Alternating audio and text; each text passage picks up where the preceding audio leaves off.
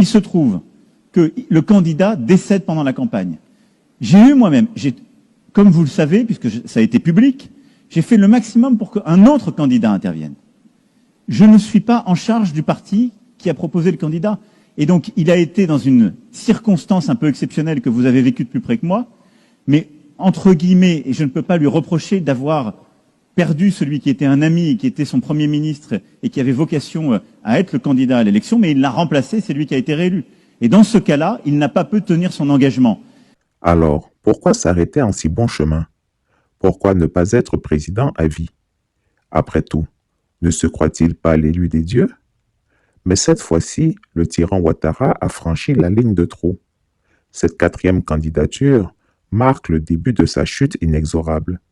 Car dans ce monde des hommes, tout pouvoir abusif finit par s'effondrer. L'histoire est remplie de dictateurs convaincus de leur invincibilité, mais qui ont été humiliés au moment de leur chute. Alassane Ouattara quittera le pouvoir dans le déshonneur et l'humiliation les plus totales. Telle est la foi inébranlable de M. Betta. On a changé et ce qui se passe au Zimbabwe interpelle tous les hommes politiques, pas seulement les chefs d'État africains.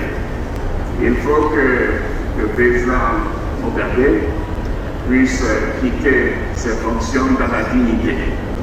C'est le message que j'ai transmis au président de l'Union africaine, mon ami. Nous voulons que le président Mugabe quitte ses fonctions dans la dignité. Évidemment, à son âge, et compte tenu de la durée des fonctions, tout le monde est conscient qu'il est temps, bien sûr, qu'il cède son fauteuil à une nouvelle génération. Chris Yapi ne ment pas. Retrouvez Chris Yapi sur ses deux chaînes YouTube, sa chaîne Rumble, ses comptes TikTok, X, Instagram, VK et Threads.